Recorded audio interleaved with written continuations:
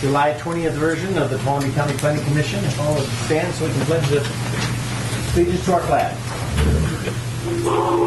Pledge allegiance to the flag of the United States of America and to the republic for which it stands, one nation, under God, indivisible, with liberty and justice for all. So we'll start off with the Planning Commission business.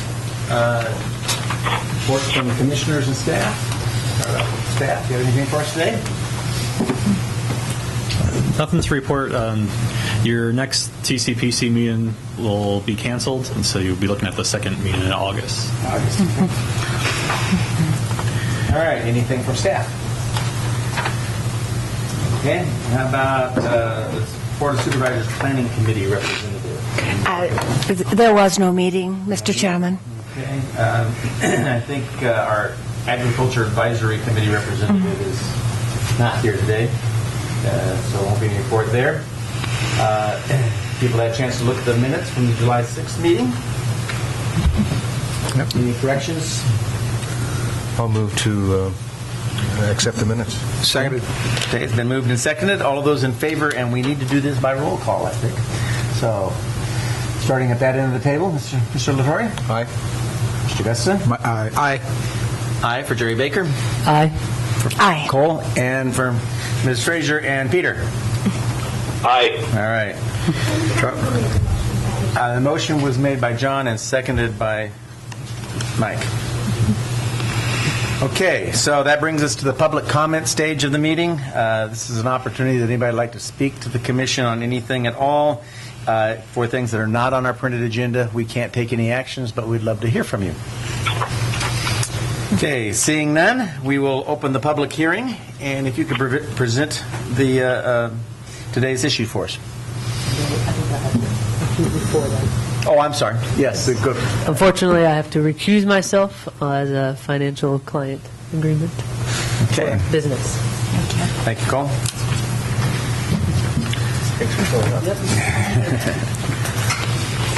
Okay, so if we could have the project presented to us at this point.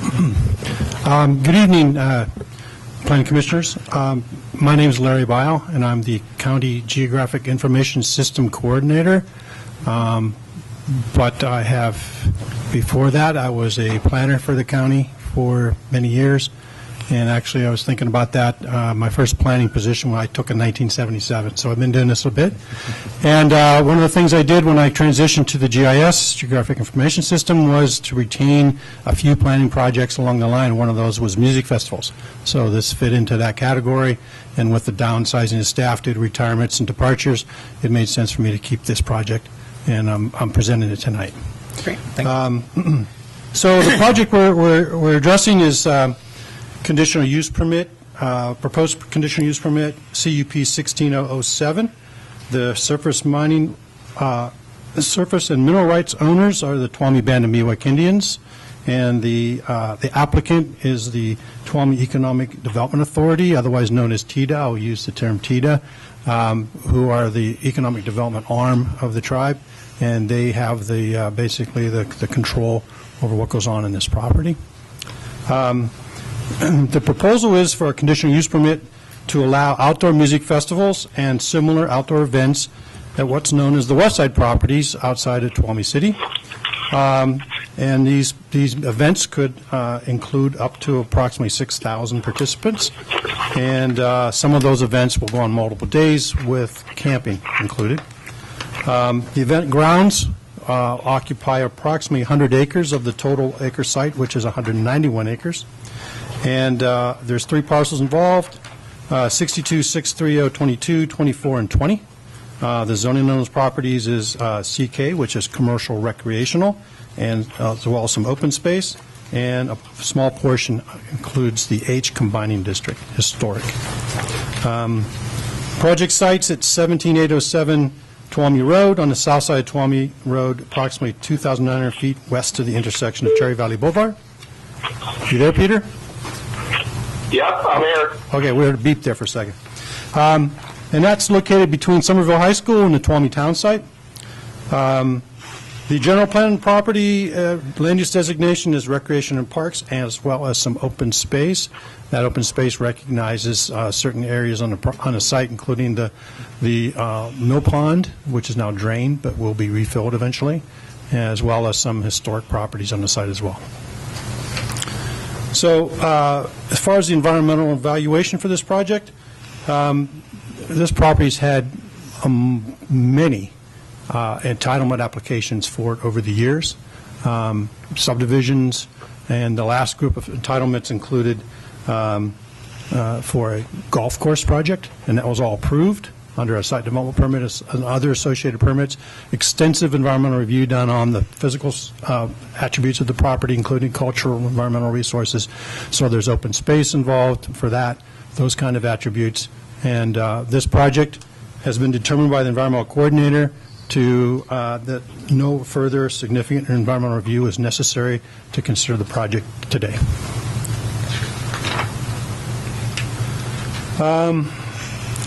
The general project description is somewhat based on what happened last year.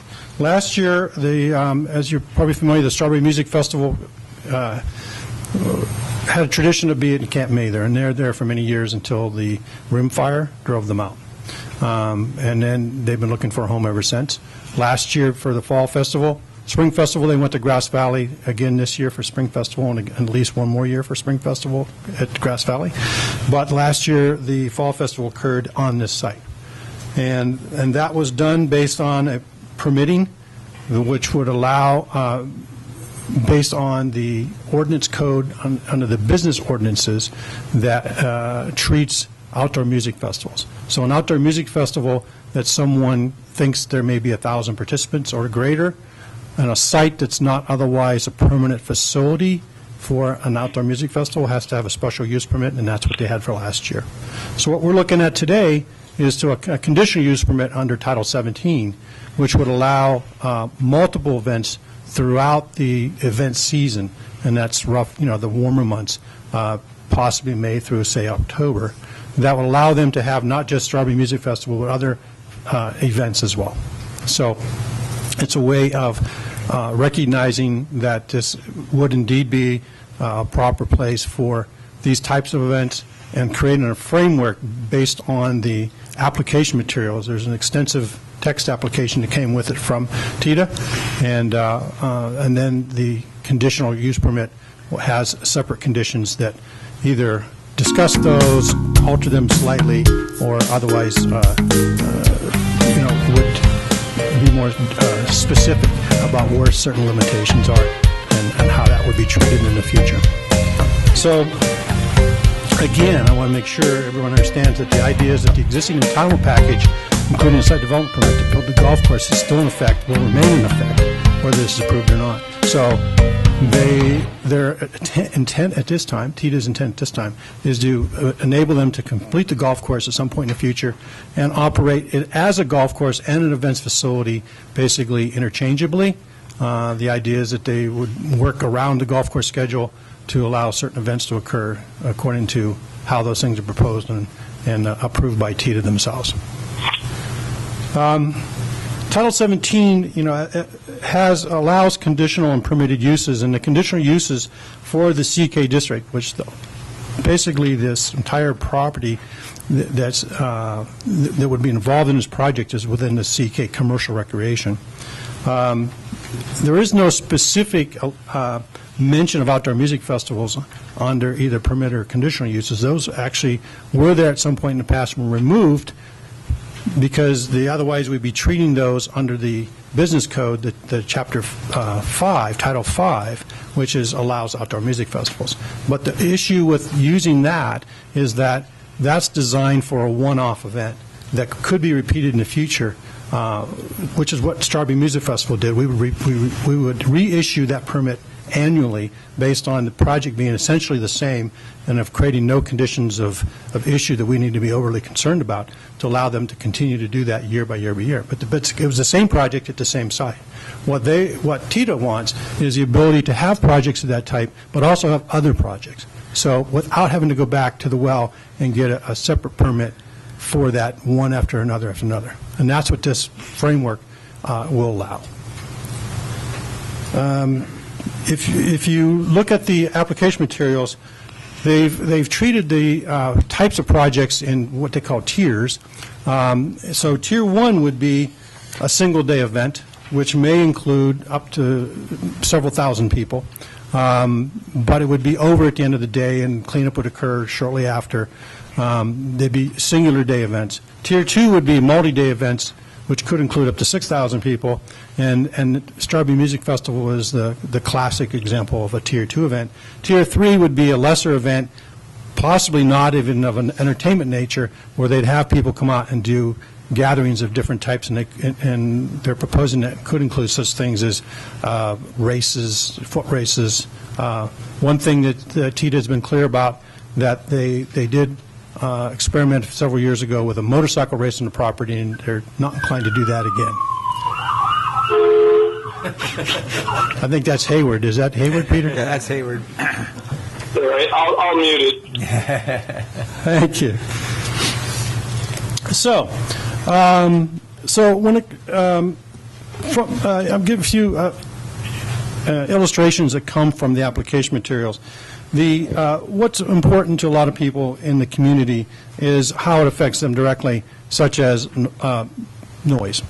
One unwanted sound is noise. So if you happen to hear a concert that you're not attending and it's at some point in a distance, if that could be considered noise. So at this point, what we're looking at is, basically in order to regulate that is to put that on essentially a curfew type schedule, so that you can't have noise that interferes with people's ability to sleep or otherwise conduct their daily business.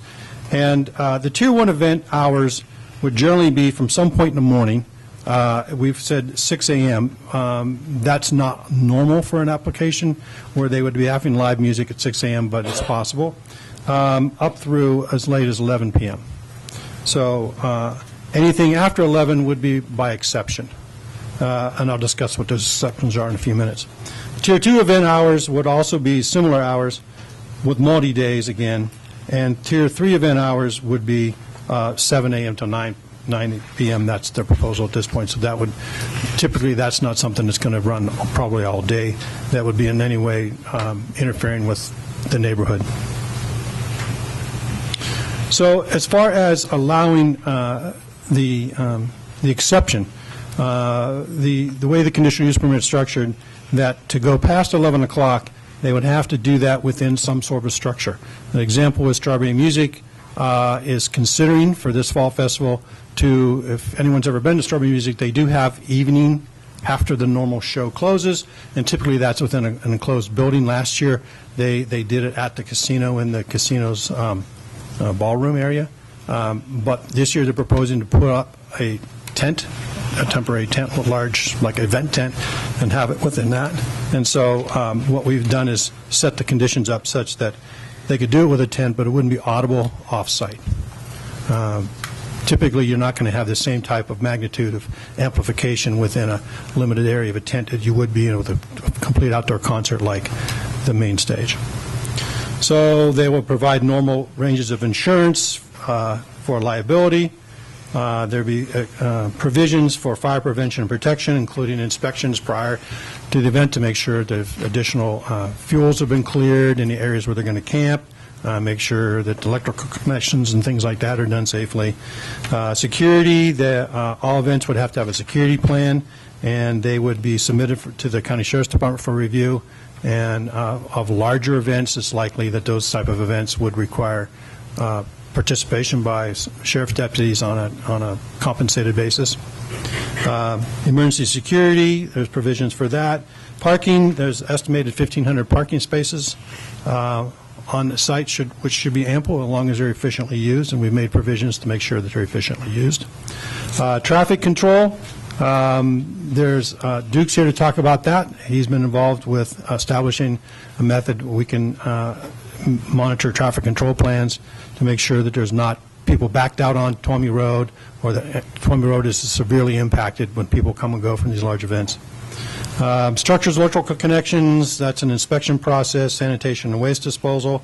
They're going to be contracted through a local hauler Food and beverage sales are all subject to standard environmental health regulations, and they'll be doing that. Water system will be brought from on-site wells with the possibility of in the future be connected to TUD if that's necessary. Sanitation would be through existing sewer mains or supplemented by portable toilets, and there's provisions for how those are cleaned and collected and so on after the end of the major events. There will be camping during Tier 2 type events, and again, the camping will be according to the site plan. You all should have received a large site plan that shows the gray areas are defined as where the camping will be. It's typically for Strawberry Music, which has been their example over the years. It's considered rough camping. They don't get picnic tables and things like that, but people are experienced with dealing with that.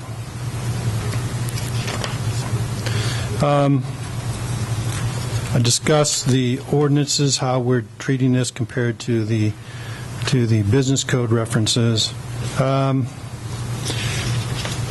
At this point, I just want to mention that we complied with all the necessary requirements for notifying property owners. We received 15 responses in favor or neutral, and 3 responses were opposed. The reasons, and the copy of those letters are in your package, I believe, include, in general, noise, drugs and alcohol, general security and safety, inadequate trash and litter removal, and traffic and parking. I believe all these items have been dealt with satisfactorily through the conditional use permit process, and none of those should be a really significant problem that we need to be worried about. Again, circulation of all the standard review agencies, including the roads and engineering function, and Duke's here to answer any questions related to that. So at this point, I don't want to walk through all these conditions, but I believe if you have any specific questions about what I've brought up or the conditions of approval, I can answer those. Okay. Questions from the commission? Peter, you have anything for us? None here. Okay, I have one question Yes. about the noise level on I forget which tier we're at here, but the activities inside the tent, and it says need to be inaudible at the 1,000-foot point or at the home site. Right. It seems to me that there ought to be a more technical term than inaudible. X number of dB or something. Yeah. What's audible to one person might not be. It sounds like a very difficult thing to enforce. Well, okay. Noise is, in some ways, I don't believe it's going to be a problem as far as the regulatory goes. Most people, are people with hearing limitations who might not hear, but the average person, the idea is that they're not able to distinctly hear the music over the cicadas and everything else that you hear in a standard community or rural setting. If you set it with a decibel level, again, I've had quite a bit of experience with that back when I was doing mining regulation and so on, is that a noise monitor hears whatever's in the ambient as well as what you're trying to hear. And in so many cases, the level of, if you're close to where there's a wetland or something like that, cicadas and frogs and things overwhelm what you may hear from a sound source like music in a tent. And so then, and it's also very difficult to actually take that measurement of that reading and go to some kind of regulatory setting where you're trying to find them out of compliance or something like that. I think. So, in your experience, it's inaudible has not created a problem in terms of somebody says, "Well, I can hear it." And you say, "No, I can't." Oh, I see what you mean. Yeah, I think this would be an acceptable compromise in that regard because. And again, it's whether or not you can hear it. The idea is that if it is a problem, of course, you're not going to be able to just stop it. Let's face it. You're not going to be able to just drive on there and say, turn the music off because I can slightly hear it. It's more of, okay, now I can hear it, so you can't do that again in the future. Because we have a set up a review process for this. Where Yeah, there was somebody in the audience who wanted to add, so they have a chance as we get to the public part of the hearing. Yeah. So, noise is you're right, it's somewhat subjective to how you hear it, but using the noise monitoring devices is also problematic. The other question I had was about the water quality. It says there's wells on site that you'd be using to provide water. Yes. Is there and maybe I missed it in the conditional use somewhere here, but is there something where they have to meet the standards that we all have to meet whenever we make a public water available to the public? Is there a bit for that community? Right. They do have to meet public there's some standards as far as creating essentially a temporary water system. They're not creating a water system because it's not permanent. Right. In terms of regulation by the county environmental health function. Okay. But they were required to do the testing last year. I don't believe it's actually in the conditions that they have to go through. But we could add that if that's the choice of the commission, that they have to submit they have to do testing on the well prior to the beginning of the season, maybe annually. Mm-hmm. We could do something like that. Okay. And would meet the water quality standards of a water system in the eyes of the state of California. Right. That's something we could add. We can discuss that as time goes on. Those are just my two questions: is whether it's something that had addressed that so far. Any other questions for staff before we? Yes, I have one. Larry, the word is descriptive in the water storage tank, and the word is potable. Does that mean something more than just something available for human consumption? What does potable mean? Yeah, well, potable means that it does meet the standard for human consumption. Okay. Right. Versus. There's no chemical description. Just. That's true. All right. Thank you. I mean, but environmental health does have the regulatory authority to, if they are concerned that the water system doesn't meet potable standards, they could require a testing on it at any time. That's something they can do if they choose, if that's necessary.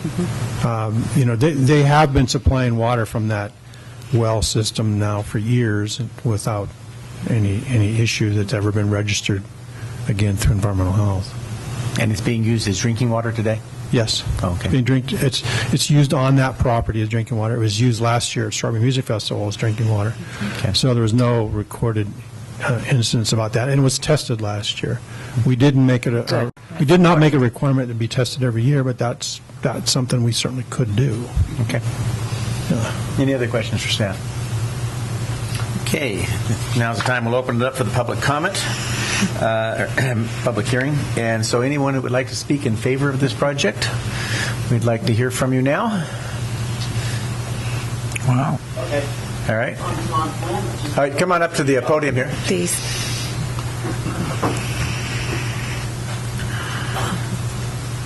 I'm John Flynn, and I read about this in the paper last week, Friday, and I think it'd be a great idea to do this. And though it won't benefit me in any which way or one way or the other, and thank you for allowing me to come up, I think you should go ahead and approve it.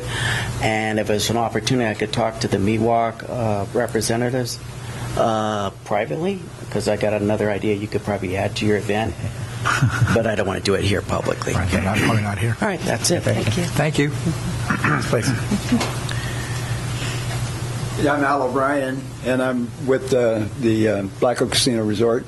I just wanted to clarify for you that the PA system that be used in Amy's is about equitable to what you might find at a wedding, whereas the main stage array is very powerful PA.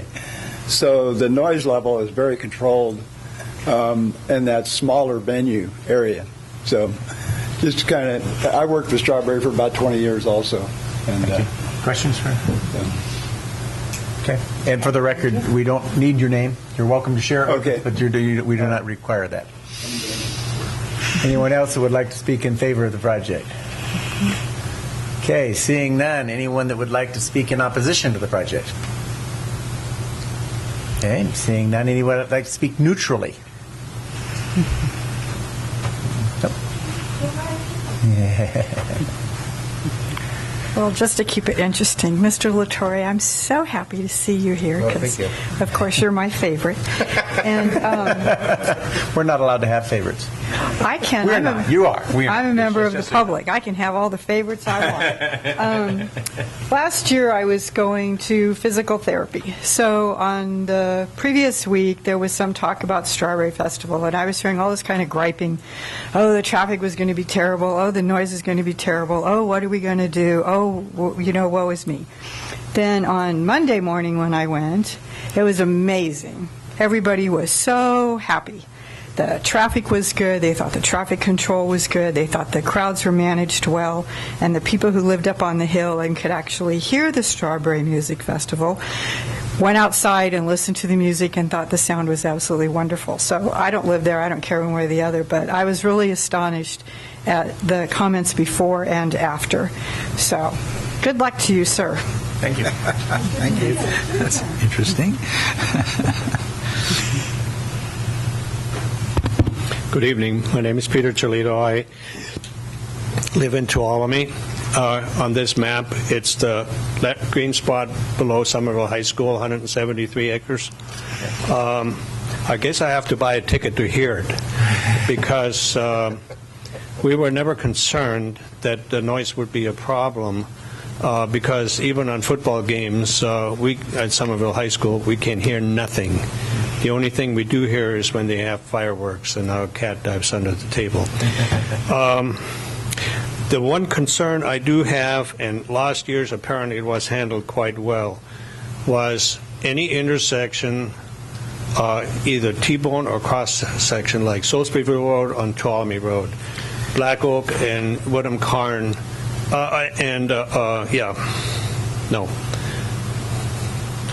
at Black Oak and Tuolumne Road, it's a cross-section, and Woodham Carn.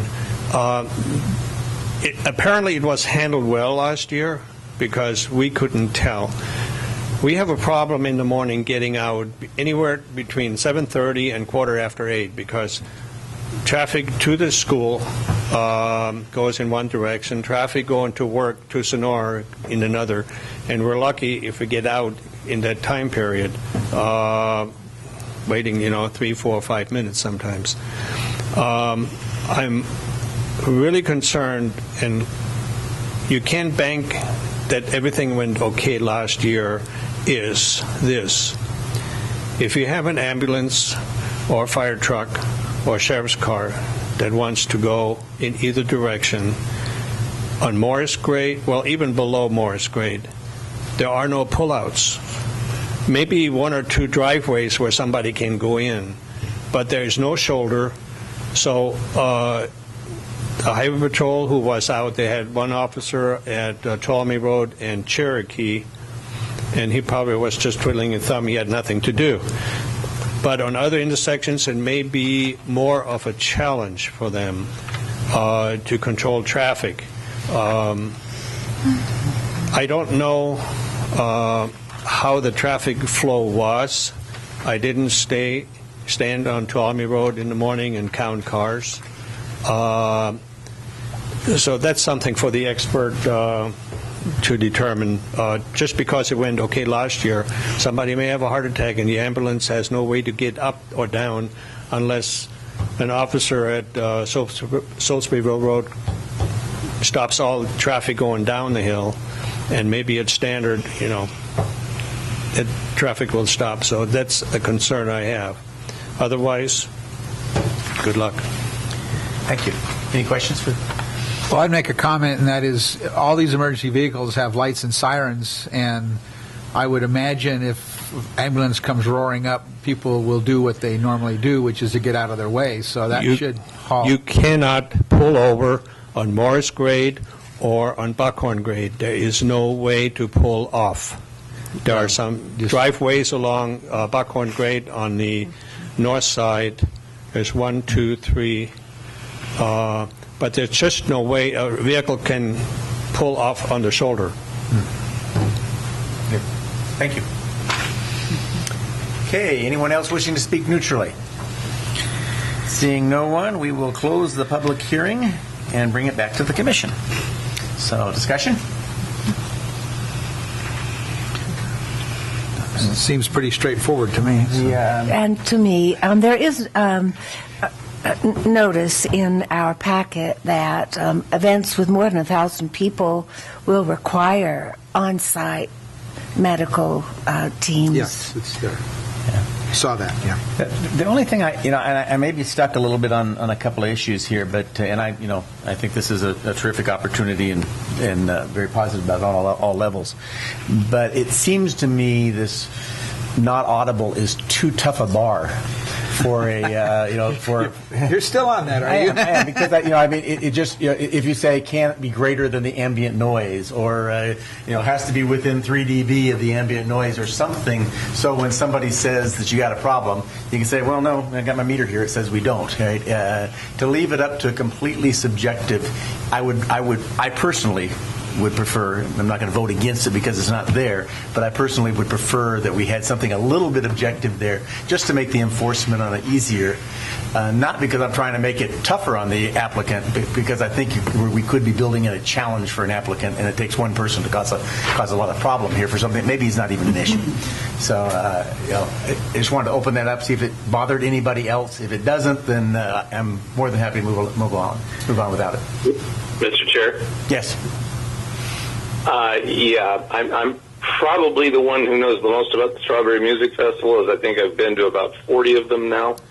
I was in attendance last year for all 4 days, and I would give them the highest marks in terms of putting a festival on that I thought was both fun for the participants, but also quite responsible for the community. They did from everything I could see, they did everything we could have asked them to do.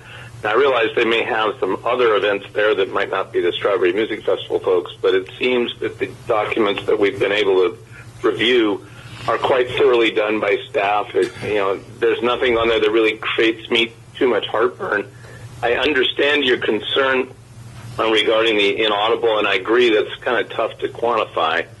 But I think sound's kind of one of those things you kind of know when you're there and you can hear it. I know what they're trying to do with Amy's Orchid Lounge, which is what they call that late night venue. They've had that at Camp Mather for years, and it tends to be a quieter type of music, not a rock and roll type thing, more of an acoustic music venue most of the time. So I doesn't, from experience, I don't think it's really going to be a problem, but I share your concern of how to quantify that. With that exception, I think this is a wonderful project, and I think I will be very much in support and ready to make a motion whenever you're ready. I would comment, I've made a significant number of audio measurements using the kind of equipment you're talking about, and the thing that I've always discovered is people don't relate to dB very well. And they either do or don't hear something, and if you said, I'm sorry, that's 3 dB under the limit, they're going to look at you and say, what are you talking about? And it is true that in trying to make measurements, oftentimes the ambient noise around me when I'm making it was masking the thing that my ear could hear. I could hear it, the thing I wanted to measure, but the machine couldn't measure it because there was just too much, a car driving by, or I actually in one case had a blue jay who was very interested in what I was doing and was squawking at me. I could never make a measurement because that damn bird would never leave me alone. So I understand from a technical point of view you'd want to have something that's quantifiable, but I think if a sheriff shows up because someone has complained, he's not going to have a decibel meter in his trunk of his car, and the person's going to say, listen, you can hear it. And they go, yeah, I guess I can hear it, and that's the audible, inaudible. Yeah, so, like I say, I'm not married to this as a problem. I just wanted to have a little bit of a discussion on it. The other thing I would like to add in there, and I don't know that we need to make this a condition, but I would urge the applicant to do the water testing on an annual basis. I run a camp. I have a camp, and we do our water testing, and it's required that we do it. And at the beginning of the season, if you're going to have a surprise, is when you have the surprise, when that water's been sitting dead in those pipes for all year long, and all of a sudden you start flushing it out. And if there's not some process that forces you to do that, the chance of having an issue there is non-zero. And I think we need to have that as part of as part of your process. What's the cost to test? It's a few bucks. Oh, okay. It's not $1,000 or No, $10,000. you send it off to Aqua Labs and they do Okay. it. All right. I mean, I don't know the number, but it's not enough to get the P&L. So. Okay. Mr. Chairman, I think that's an excellent suggestion. That makes sense. Okay, so with that, I would Are you ready for entertain a motion if there's someone here that might want to make one. of Mr. those. Chair, since the project is in Tuolumne and my chair on the commission represents District 3, mainly Twain Harte and Tuolumne, I'd be pleased to make a motion if you're ready. But first, there's a few kudos I'd like to hand out. First of all, Mr. Griggs, I thought, did a great job on the design. Kudos to you. But also, in a more general sense, I wanted to agree with what Commissioner Rye said about the tribe being very responsible to the community. Ever since they created the casino, and even in the planning stages, the tribe did a wonderful job of listening to the concerns of the community and addressing them appropriately. And in our world, I think it's really rare to find a large corporation that is widely loved. The only one that comes to mind is Disneyland.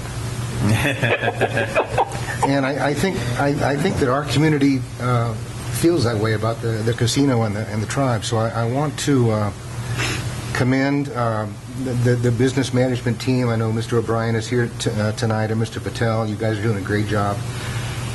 The tribe leadership is not here tonight. Kevin Day has been instrumental in all these big decisions about how things should be run, how people should be taken care of. I know that Lester Lingo was really deeply involved in the construction early on.